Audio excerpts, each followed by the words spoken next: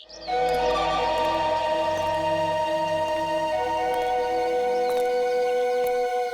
रे, पैसा निकाल।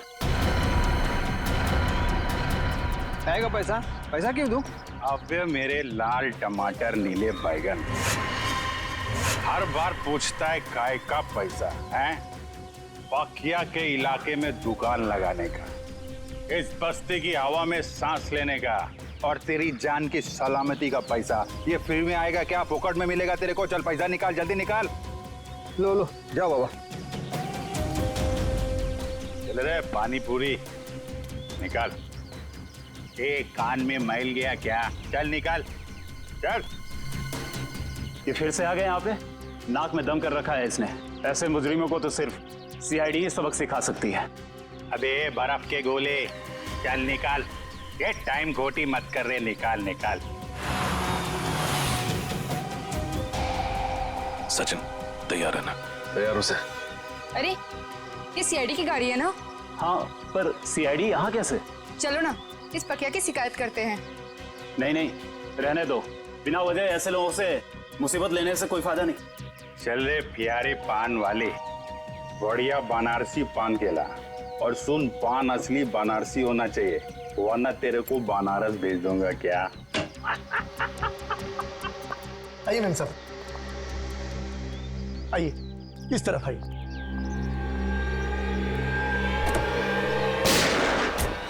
रुक जाओ। अरे सीआईडी वाले, मैम साहब आप जाइए, घर में जाइए, जाइए। गोली मत चलाना प्लीज, गोली। अबे ये कौन आ गए पकिया के इलाके में पटाखे फोड़ने वाले? आज तुम दोनों बच नहीं सकते। अपने आप को कानून के हवाले कर दो। आप फिक्र मत कीजिए मैम साहब, ये हमारा कुछ नहीं बिगाड़ सकते।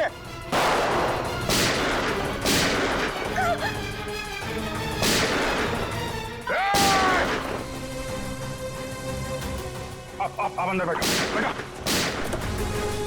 चल चल चल चल चल चल।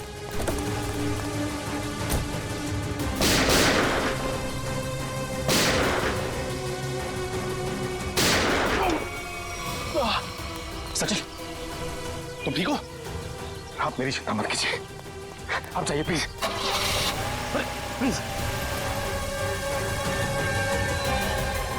चाहते क्या हैं ये लोग? आ जाओ आप लोग। ये पकिया का घर है, इधर डरने का नहीं। बिंदास आ जाओ। अरे आपको तो खून निकल रहा है। हाँ वो बस ऐसी खरोच लगी। आप इधर बैठो, बैठो बैठो बैठो बैठो। अरे बताना चाहिए ना आपको, थोड़ा जलेगा, ठीक हो जाएगा। संभल मैं करती हूँ। नहीं ऐसा कैसे? पट्टी बांध दो आप। पता नहीं मैं आपका एहसान कैसे चुका पाऊंगी। अगर आज आप सही समय पे नहीं आते तो सीआईडी के किसी गोली पे मेरा ही नाम लिखा था। अरे सीआईडी और कानून वालों से मैं भी उतना नफरत करता हूँ। लड़की पे गोली चलाती है, बताइए तो। और तुम क्या कर रहा था? तुम बॉडीगार्ड है ना इनका, ख्याल रखना चाहिए ना तुमको। तुम मुझे मेरा काम मत समझाओ। चिराग, तुम्हें क्या जरूरत थी इस बीच में पड़ने की? ये मेरी बस्ती है, इधर का दादा हूँ मैं, पकिया दादा। मेरी इज्जत तभी होगी ना जब मैं लोगों का ख्याल रखेगा। मेरे इलाके में फायरिंग कर रहे थे। पक्के भाई तुम नहीं जानते कि मैं कौन हूँ। नहीं मैं जानता तो नहीं, पर क्या बात क्या है? मेरी जान बचाई है, अब तुम्हें मेरे पति से मिलना पड़ेगा। पति से?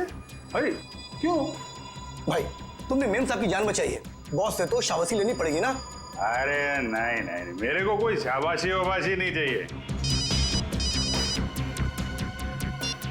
हेलो, हाँ बॉस, आपको पता चल गया? मेम साहब बिल्कुल ठीक है बॉस, घबराने की कोई बात नहीं। जी मैं उन दोनों को लेकर आता हूँ। जी आप लोग के बॉस के पास चलना पड़ेगा। तुम्हारे बॉस को बहुत जल्दी सब पता चल गया। ठीक है, फिर तो मिलना पड़ेगा। चलो आ जाओ। अरे किधर है तुम्हारे बॉस भाई, किधर है? वो देखो।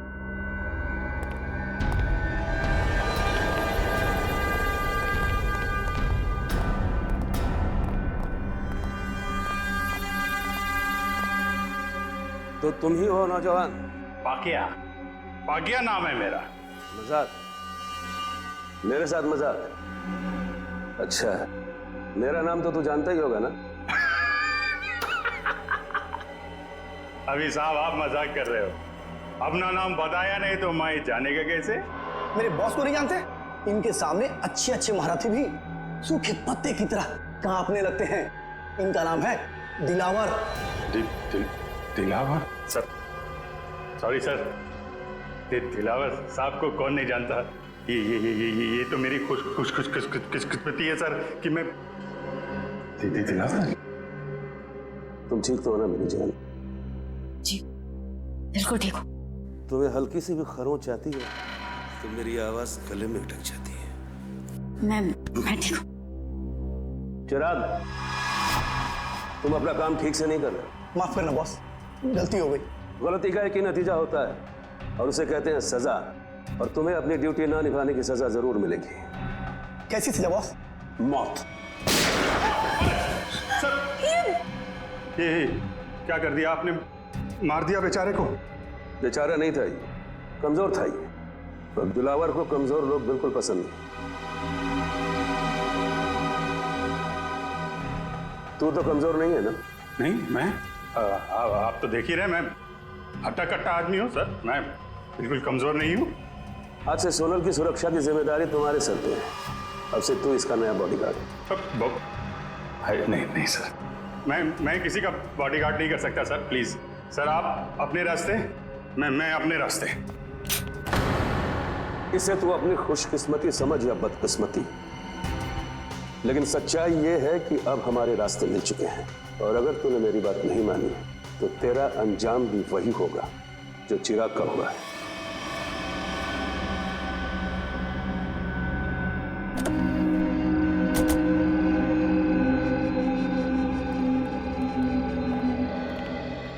हाँ मंगर, बता। बिल्कुल सही वक्त पर आए साहब। तवा गर्म है, सेक लीजिए इंसाफ की रोटी। कितने लोग हैं दिलावर के अंदर? यही कोई 3-4 लोग होंगे साहब। ठीक है, ये ले पराठे खा, निकल ले।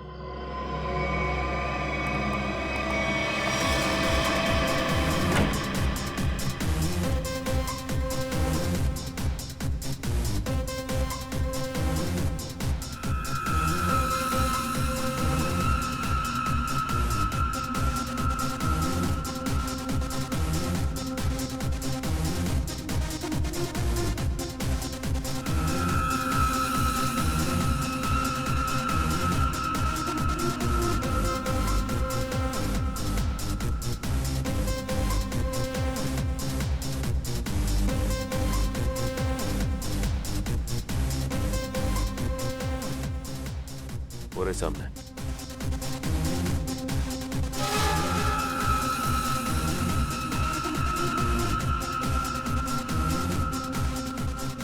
लगता है उन लोगों ने हमें पहचान लिया।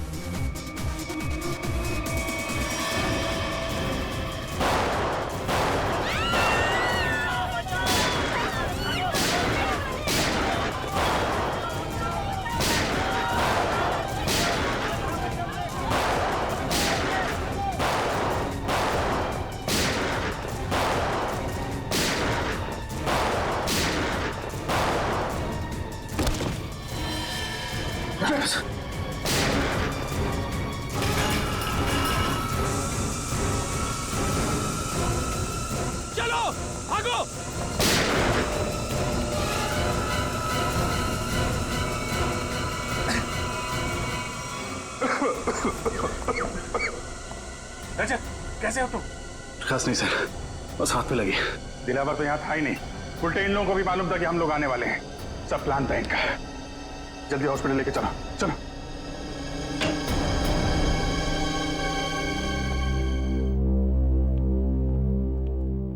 सर, अब आप कैसे हो सर? हाथ में ज्यादा दर्द तो नहीं है? दर्द नहीं, अफसोस है कि मुजरिमों को पकड़ नहीं पाए। समझ सकता हूं मैं रजत, सब समझ सकता हूं, लेकिन दिलावर को पकड़ने का इससे अच्छा मौका दोबारा नहीं मिलेगा हमें। समझ में नहीं आता मुझे कि कहां भूल हो गई हमसे और कैसे भूल हो गई। यस सर, मुजरिमों को पता चलता है कि सीआईडी आने वाली है तो वो भाग जाते हैं, लेकिन दिलावर की गैंग का हौसला देखिए, हमसे भिड़ने के लिए तैयार बैठे। मगर से उन्हें पता कैसे चला कि हम लोग उन पर हमला करने वाले हैं? ना तो हम में से किसी का फोन ट्रैक हो रहा था और ना ही किसी के पास कोई बग मिला है। वो खबरी मंगर या उसी पे शक है मुझे। सिर्फ मंगर जानता था कि हम लोग दिलावर पे हमला करने वाले हैं। इस मंगर ने गद्दारी की है सर। अभिजीत, वही मंगर, उसी ने किया ये सब कुछ। तो ये दिलावर 5 साल के बाद में शहर में आया, वो ऐसा ही नहीं आया, कोई बड़ा धमाका करने वाला है वो, बड़ा धमाका। लेकिन हम उसको उसके प्लान में कामयाब होने नहीं देंगे। इस मंगर का मुंह खुलवाना होगा।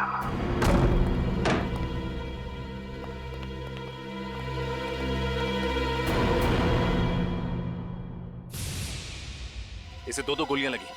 सचिन, फौरन एम्बुलेंस को फोन करो। मंगर, क्या मिला तुम्हें सीआईडी के साथ गद्दारी करने? जिन लोगों के लिए तुमने हमें धोखा दिया, उन्होंने ही तुम्हें गोली मारी। मैंने आपको धोखा नहीं दिया साहब। दिलावर के आदमी हम पर नजर रखे हुए थे। उन्हें पहले से ही पता था कि आप लोग जोल्टर पब पर छापा मारने वाले हैं। नजर रखे हुए? कौन था वो आदमी? नाम क्या उसका? मुझे पता नहीं साहब। दिखता कैसा था? गेहुआ रंग था, लंबी नाक और बड़ी बड़ी आंखें थी उसकी। और कुछ? मैंने पकड़ने की कोशिश भी की थी उसे, पकड़ तो नहीं सका उसे। उसकी कमीज की जेब मेरे हाथ में रह गई और ये कागज भी। मंगर, बस 5 मिनट में एम्बुलेंस आ रही।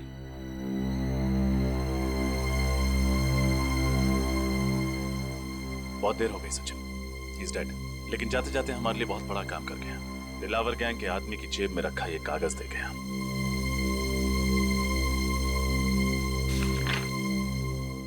लिखा क्या है इसमें?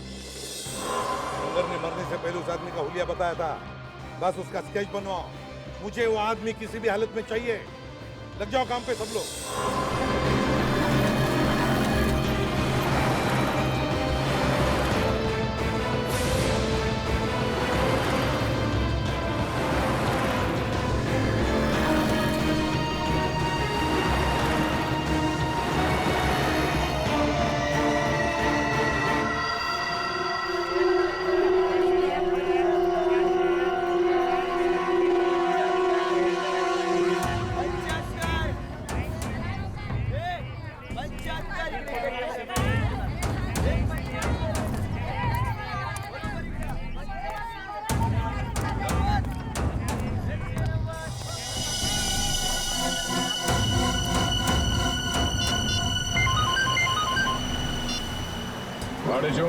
सर, अपना शिकार मिल गया सर।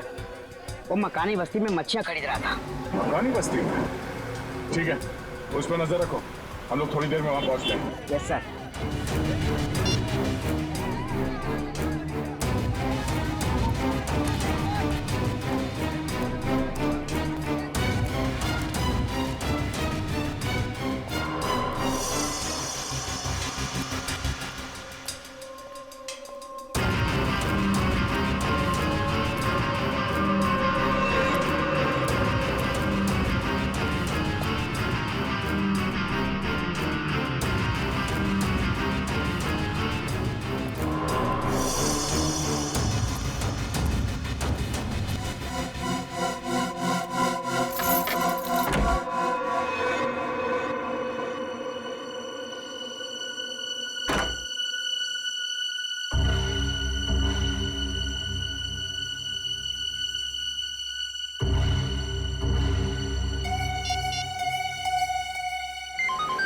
हाँ बोलो। सर, मकानी बस्ती रूम नंबर 113 में गया है वो।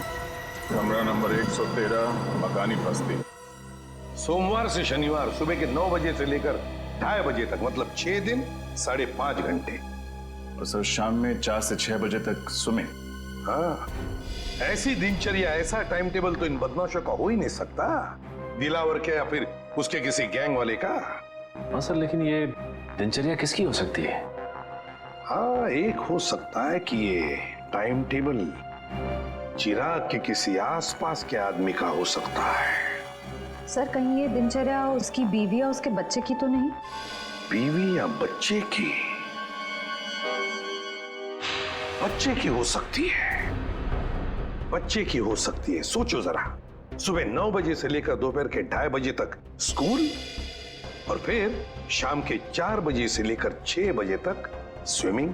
हाँ सर, और फिर शायद स्कूल में ही स्विमिंग क्लास होती होगी। पढ़ाई पूरी होने के बाद? बिल्कुल फ्रेडी, बिल्कुल यही हो सकता है।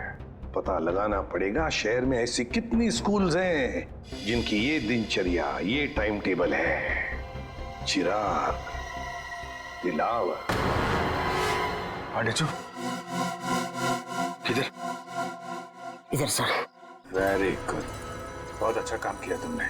सर, लेकिन आपको पता नहीं सर, मुझे इसके घर तक पहुंचने के लिए बहुत मेहनत करनी पड़ी है। अरे यार, आसान काम थोड़ी ना देंगे तुमको। एक बात समझ में नहीं आ रही है दया, इतना खतरनाक मुजरिम आम लोगों के साथ इस बस्ती में क्यों रह रहा है? हाँ, ये बात तो है। इस चिराग के एक एक हरकत पर हमें नजर रखनी होगी, तब इस दिलावर का पूरा प्लान समझ में आएगा। लेकिन सर, नजर रखेंगे कैसे? कहीं इसे शक हो गया तो? इसका भी एक प्लान है हमारे पास।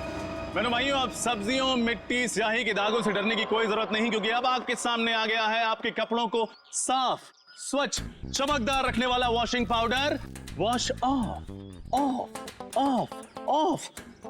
खुशबूदार, झागदार, स्वच्छ, सारा निर्मल। Wash off, off, off, off, off, of.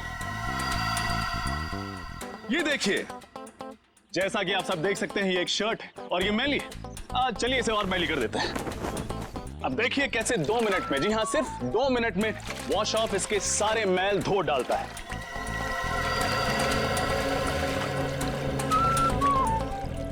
चलिए उल्टी गिनती शुरू करते हैं। 10, 9, 8, 7, 6, 5, 4, 3, 2, 1। Wash off. अच्छा है। देखा ना, ये वॉशिंग पाउडर नहीं, ये एक जादू है और दाम भी है बिल्कुल वाजिब, सिर्फ 20 रुपए। आइए लीजिए। मुझे भी एक दे दो। हाँ मैडम, आप 3 लीजिए, 2 पर 1 फ्री। 20 दूनी 40 रुपए। Thank you. लाओ भाई, एक पैकेट मुझे भी दे दो। सर आप भी लीजिए। जो वॉश ऑफ अपनाएगा वो सालों साल कपड़े जगमगाएगा। भाई साहब, ये 113 में कोई नहीं रहता क्या? कोई वहां से आया नहीं मेरे वॉशिंग पाउडर का चमत्कार देखना? चिराग नाम का एक लड़का रहता है, पिछले हफ्ते आया है, पर ज्यादा किसी से बातचीत नहीं करता, मिलता जुलता भी नहीं है। आपका पाउडर लेने वो नहीं आने वाला। अच्छा, अकेला ही रहता है क्या? पता नहीं, हमें क्या फुर्सत है दूसरे घरों में ताका-झाकी करने की।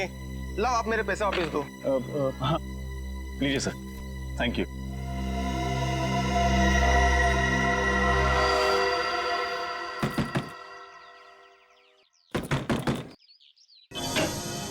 बोलो। सब मच्छी लो ना साहब, पापलेट, बांगड़ा, जिंदा भी है साहब, लो ना। नहीं चाहिए, थैंक यू।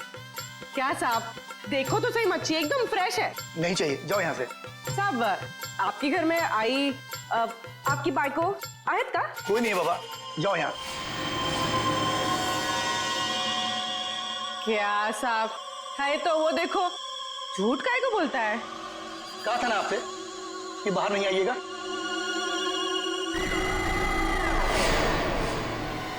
जाइए, अंदर जाइए प्लीज। चलो निकलो यहाँ से। क्या साहब, मैडम को अंदर काहे को भेजते हो? मैडम को देखने दो ना मच्छी। कहा ना तुमको, चलो निकलो यहाँ से। हाँ हाँ, जाती है जाती है। इतना बम बम काहे को कर रहा है? हाँ चलो।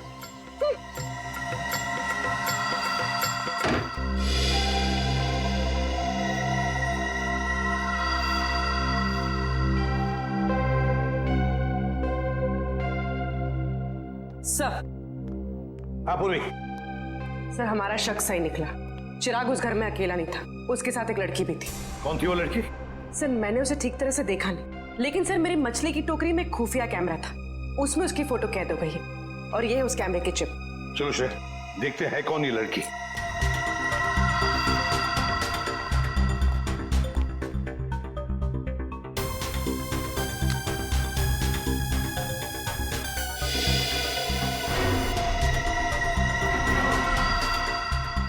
सर, इस फोटो को अपने डेटाबेस में मैच करके देखती हूँ। देखो।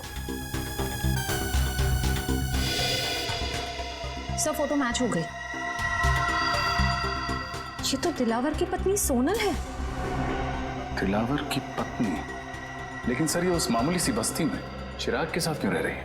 वही तो। वही तो। ऐसी कौन सी खिचड़ी पक रही है इस दिलावर के दिमाग में जो उसने अपनी ही बीवी को ऐसी बस्ती में रहने के लिए भेज दिया? सर ये दिलावर किसी बहुत बड़े गुनाह की प्लानिंग कर रहा है सर, और इसे लगता है कि उसकी बीवी की जान खतरे में है और इसीलिए उसने अपनी बीवी को कहीं छुपा रखा है। हाँ, और इसीलिए उसने उसके बॉडीगार्ड चिराग को भी भेजा ताकि वो उसकी रक्षा कर सके। लेकिन अब ये सोनल ही हमें पहुंचाएगी इस दिलावर तक। सोनल। लेकिन सर हम सोनल तक कैसे पहुंचेंगे? श्रेया, और सोनल तक पहुंचाएगा हमें हमारा अभिजीत। हमारा अभिजीत पहुंचाएगा हमें।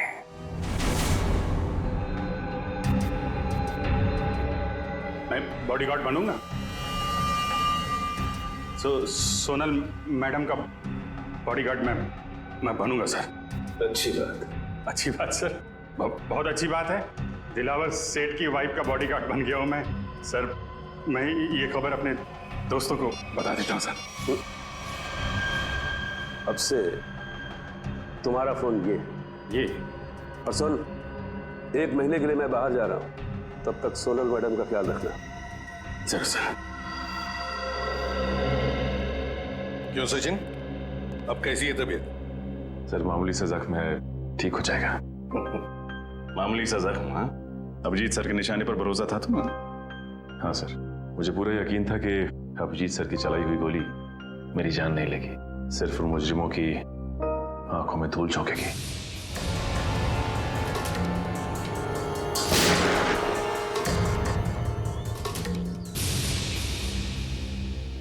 और सर ये भी अच्छा हुआ कि दिलावर गैंग के किसी भी आदमी को हमारे बिछाए हुए जाल पर शक नहीं हुआ। और आधा काम तो हो गया है श्रेया। अभिजीत घुस गया है उनके गैंग में, विश्वास जीत लिया उन लोगों का उसने, पक्का बन गया है वो। अब बचा हुआ आधा काम भी बहुत जल्द पूरा हो जाएगा सर। सर हमें किसी तरह से अभिजीत और सोनल के हर एक हरकत पे नजर रखनी होगी, क्योंकि अभिजीत का फोन अब लग नहीं रहा है। तुम्हें दया, इसका एक ही मतलब है कि उन लोगों ने अभिजीत का फोन ले लिया है, जब्त किया है। काम करो, पूरी बस्ती में फैल जाओ, कोने कोने में फैल जाओ। देखते हैं ये मच्छर, ये दिलावर बचता कैसे है हमारे हाथों से।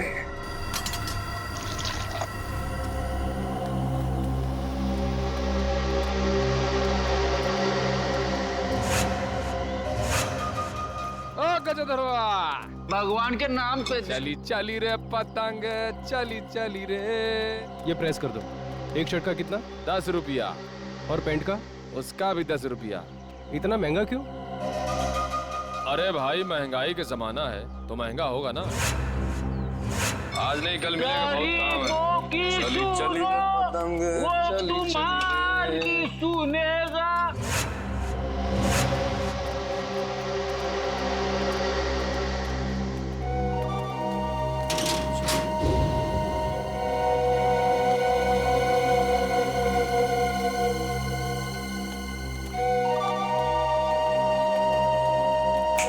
कटिंग जाए देख।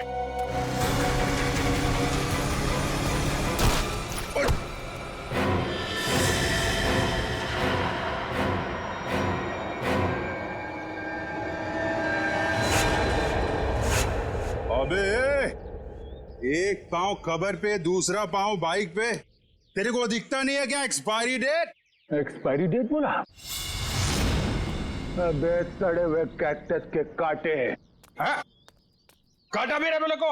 अबे तू जानता नहीं मैं कौन हूँ, और मेरी छोड़, तू जानता नहीं मेरा बॉस कौन है। अरे बाप रे, अगर इसने दिलावर साहब का नाम ले लिया तो लेने के देने पड़ जाएंगे। अबे तेरा बॉस कौन है मैं जानना भी नहीं चाहता।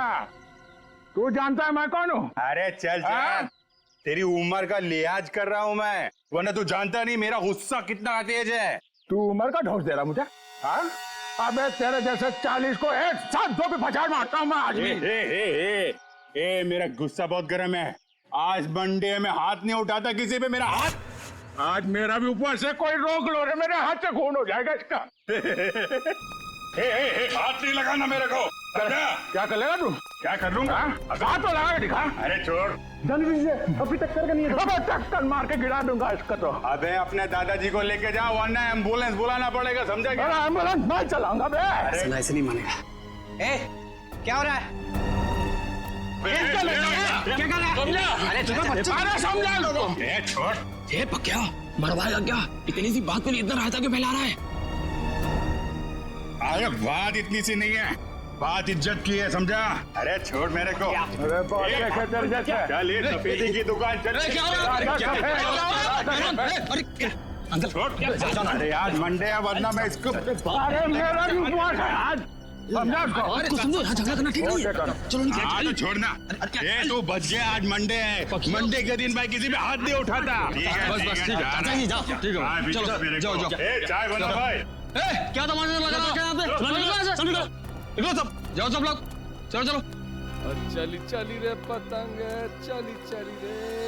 सुनो, ये बताओ कि तुम दोनों यहाँ क्या कर रहे हो? हम लोगों को पार्सल का ध्यान रखने के लिए कहा गया था ना? पार्सल का ध्यान कौन रखेगा? चल।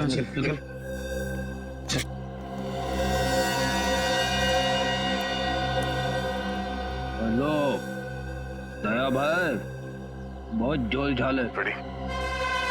Sorry sir. कुछ गड़बड़ लग रही है। ये चारों दिलावर के आदमी हैं और जो दो कौवे जा रहे हैं उस तरफ, हाँ वो कौवे उस तरफ कुछ पार्सल की बात कर रहे थे।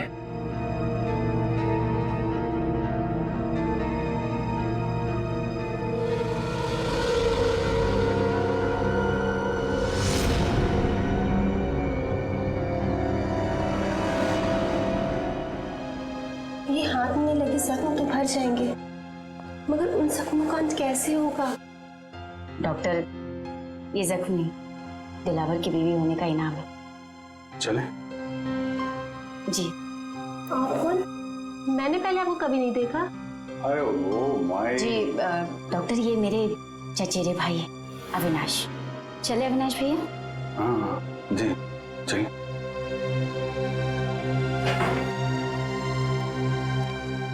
सोनल जी, मैं आपका बॉडीगार्ड हूँ।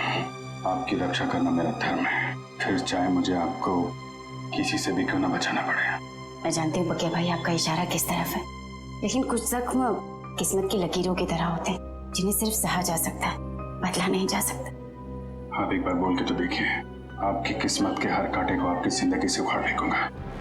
थैंक यू, आपकी ये बात हमेशा याद रखूंगी और अगर जरूरत पड़ी ना आप ही से मदद मांगूंगी। हेलो, कब और कहाँ? ठीक है।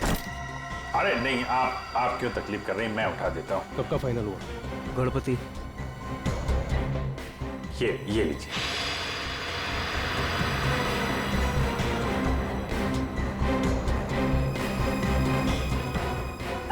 चले अविनाश भैया? चल।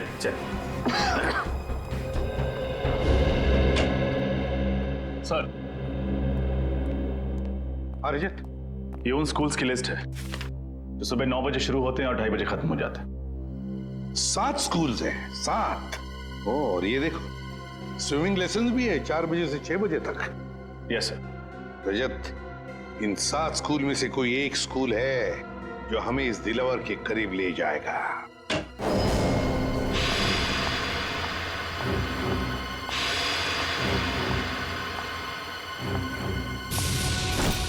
अरे नहीं, आप क्यों तकलीफ कर रहे हैं, मैं उठा देता हूँ। अभिजीत के साथ बात हो गई? हाँ सर, वो बिल्कुल ठीक है, लेकिन ज्यादा कुछ कह नहीं पाए। उन्होंने बस एक ही शब्द कहा मुझसे। एक शब्द? क्या? गणपति। गणपति? गणपति? सर, कहीं ऐसा तो नहीं कि अभिजीत सर गणेश उत्सव की बात कर रहे थे? अभिजीत वही बात कर रहा था। सर, परसों गणेश चतुर्थी है, गणपति आने वाले हैं। हमारे पास सिर्फ 2 दिन है इस टाइम टेबल के राज तक पहुंचने के लिए। रजत, पहले स्कूल के टाइम टेबल का राज पता लगाना चाहिए। हम लोग सीआईडी से। सीआईडी? जी। क्या बात है सर? वैसे आप रेडवुड स्कूल के स्पोर्ट्स टीचर हैं ना? जी हाँ। एक बात बताइए, क्या आपके स्कूल में स्विमिंग के लेसन्स शाम के 4 और 6 बजे के बीच सोमवार से लेकर शनिवार तक होते हैं ना? जी हाँ सर। पिछले कुछ दिनों में कुछ अजीब हुआ था आपकी स्विमिंग क्लासेस में। अजीब मतलब? अजीब मतलब क्या आपने, मेरा मतलब है आप में से किसी ने भी किसी अजनबी को या किसी अपरिचित आदमी को स्विमिंग पूल के आसपास या फिर स्कूल में देखा है? नहीं सर, ऐसा तो किसी को नहीं देखा। या फिर आपके किसी स्टूडेंट ने स्विमिंग लेसन के लिए आना ही बंद कर दिया, स्कूल आना ही बंद कर दिया हो? बच्चा जो स्कूल में नहीं आ रहा, क्लास में भी नहीं आ रहा। हाँ सर, सन्नी नाम का एक लड़का है जो अभी स्विमिंग क्लासेस भी नहीं आ रहा और स्कूल भी नहीं आ रहा है। नहीं आ रहा? अब वजह क्या बताई उसने नहीं आने की? सर उसके पिताजी का फोन आया था, कह रहे थे कि वो अपनी नानी के यहाँ जा रहा है, इंदौर। मुझे भी हैरानी हुई कि कोई बच्चा स्कूल के एग्जाम के इतने करीब होने के बाद इतनी लंबी छुट्टी कैसे ले सकता है। बिल्कुल। वैसे कब आया था सनी के पिताजी का फोन? 8 सितंबर। 8 सितंबर? जी सर, मंगर का खून भी उसी दिन हुआ था। इनका एड्रेस तो मिल सकता है ना? जरूर सर, मैं स्कूल रिकॉर्ड से अभी उनका एड्रेस निकलवा कर आपको दे देता हूँ। वैसे सनी के पिताजी भी आप लोगों की तरह ही देश की सेवा करते हैं, इंटेलिजेंस ऑफिसर हैं वो, मिस्टर मिलिंद। ओह, इंटेलिजेंस ऑफिसर है मिस्टर मिलिंद।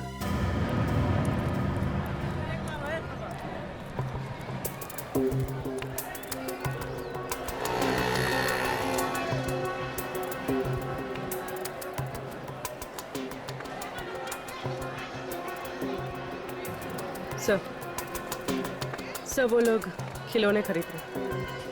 खिलौने खरीद रहे? ठीक है, नजर रखो उन पर। हाँ सर।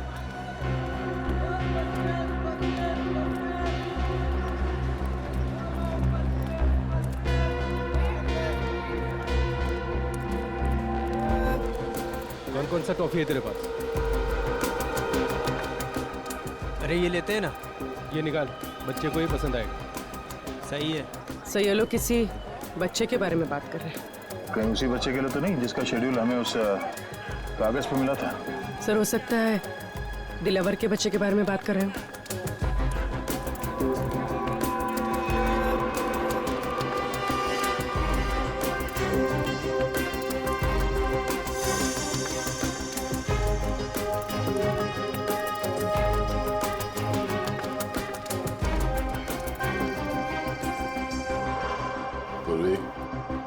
संभाल के, किसी को भी शक नहीं होना चाहिए।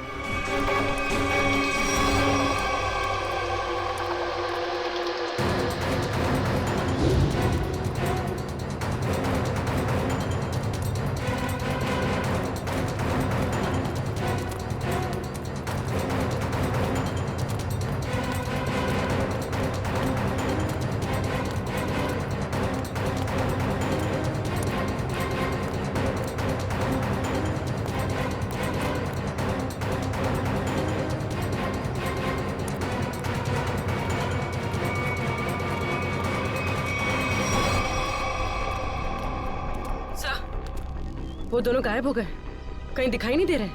ओह नो। ठीक है, कोई बात नहीं, ये दो हमारे टारगेट नहीं है। दिलावर हमारा टारगेट है।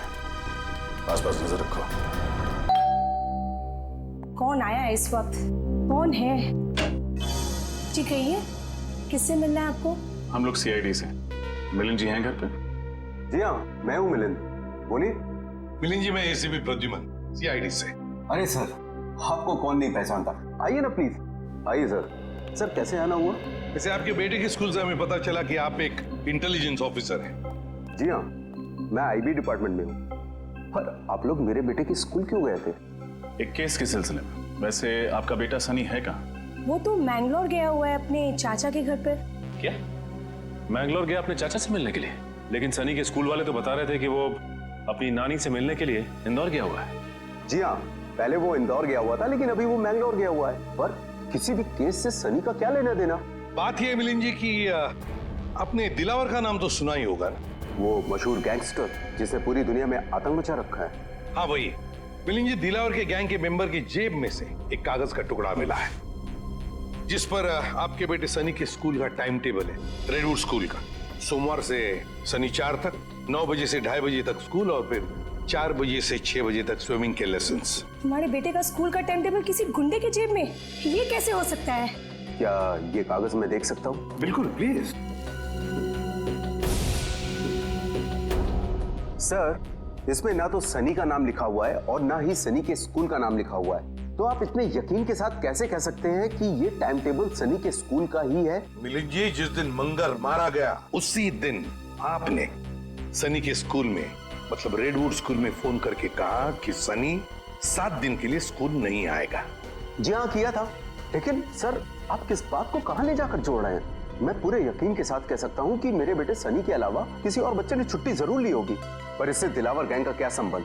देखिए मिलिंद जी, अब हर बच्चे के पिता इंटेलिजेंस ऑफिसर तो होते नहीं। 1 मिनट, एक्सक्यूज मी। सर आप लोग चाय कॉफी लेंगे क्या? जी नहीं, थैंक यू वेरी मच। अब हम लोग चलते हैं। Thank you. सॉरी सर, एक जरूरी फोन कॉल आ गया था। मुझे एक जरूरी मीटिंग अटेंड करनी है, तो इसलिए मुझे निकलना होगा। और हाँ सर, कुछ दिनों में सनी मैंगलोर से आ जाएगा, तो आप खुद ही आकर उससे मिल लीजिएगा, तो आपको भी तसल्ली हो जाएगी। ठीक है, thank you very much.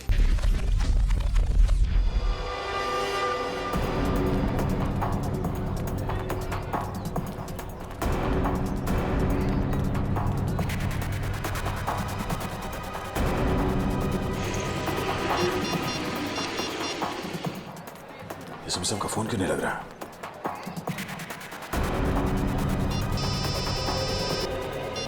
Hello. हाँ दया, बोलो। हाँ सर, मैं आप ही को ट्राई कर रहा था। सर लगता है कि इस केस में एक बच्चा भी शामिल है।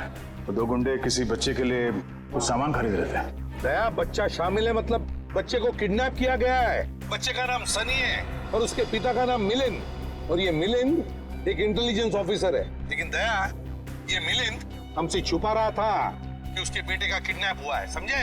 हम उसी को फॉलो कर रहे हैं, लेकिन पता नहीं अचानक कहीं गायब हो गई उसकी गाड़ी। सर इस मिलिंद का एमएमएस भेज दीजिए मुझे। अगर यहाँ आसपास कहीं दिखाई दिया तो मैं आपको बता दूंगा। हाँ दया, मिलिंद के फोटो के साथ तुम्हें सनी का भी मतलब उसके बेटे का भी फोटो भेजता हूँ। हेलो हेलो दया, हेलो हेलो।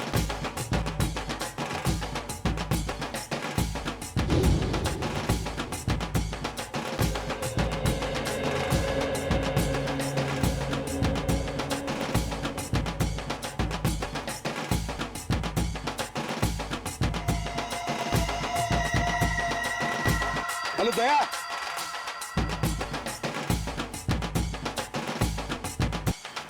ढोल बज रहे जोर जोर से। हेलो दया, हेलो।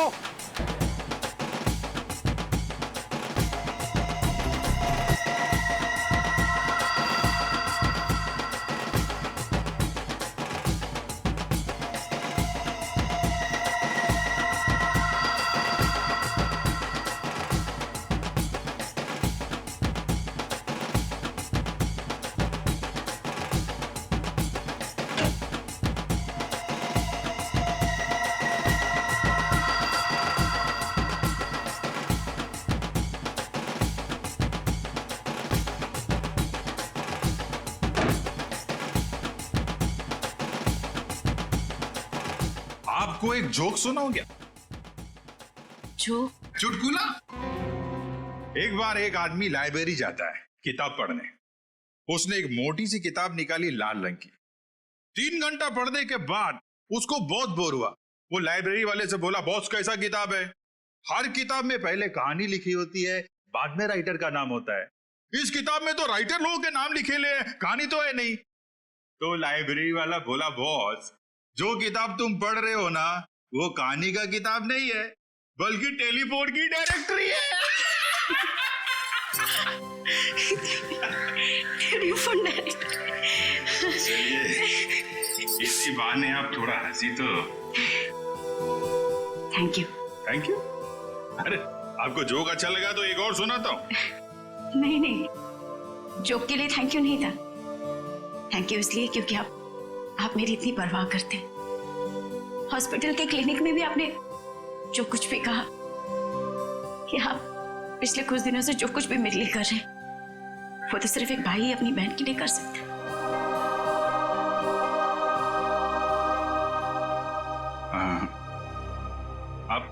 आप मेरे को अपना भाई समझो ना। वैसे भी मेरी कोई बहन नहीं है। ऐसा क्यों कह रहे? मैं हूं ना आपकी बहन। आप चिंता मत करना सोनल जी, मैं आपको जरूर यहां से आजाद कराऊंगा। ये भाई का वादा है। सही, तो फिर तो फिर मुझे यहाँ से जाने दीजिए। मैं यहाँ से इतनी दूर चली जाना चाहती हूँ कि किसी ऐसी जगह जहाँ पर दिलावर तो क्या उसका साया भी मुझ तक ना पहुंच सके। नहीं, ये काम इतना आसान नहीं है। दिलावर के आदमी हम पे नजर रखे हुए हैं। ये काम हमें सोच के और समझदारी से करना पड़ेगा।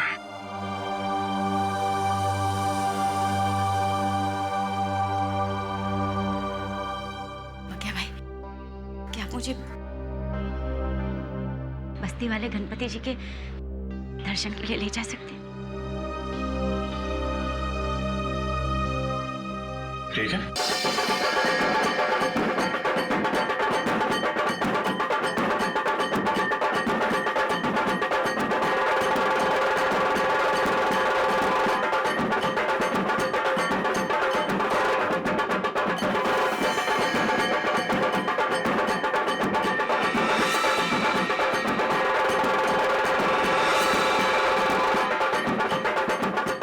मिलन यहीं आसपास घूम रहा है, लगता है जो कुछ भी होने वाला है इसी गणेश पंडाल में होने वाला है सर।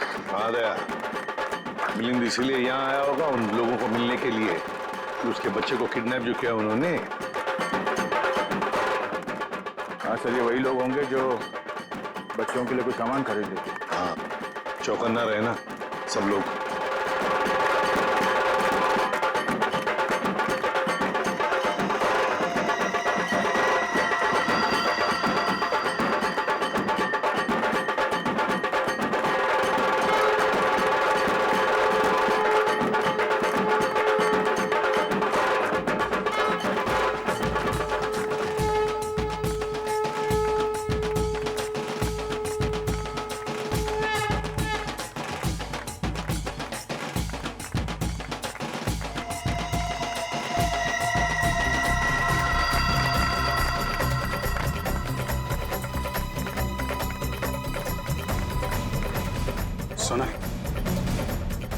सोनल, मेरे ख्याल से अब हमें यहाँ से निकलना चाहिए। थोड़ी देर और ना भैया, भगवान की शरण में आके तो मन हल्का होगा। वो बात तो है सोनल, लेकिन भैया 2 मिनट। अच्छा ठीक है, जल्दी है।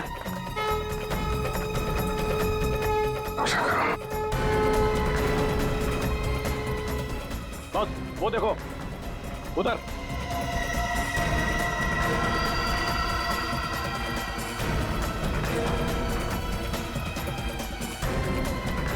सर ये जग्गा और भेजा भाई है, दिलावर के आदमी।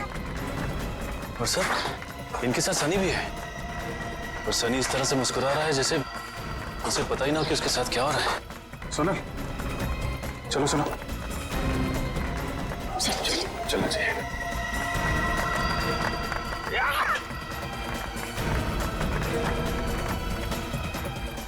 अरे ये क्या, अभिजीत सर मिलिंद और जग्गा के पास क्यों जा रहे हैं?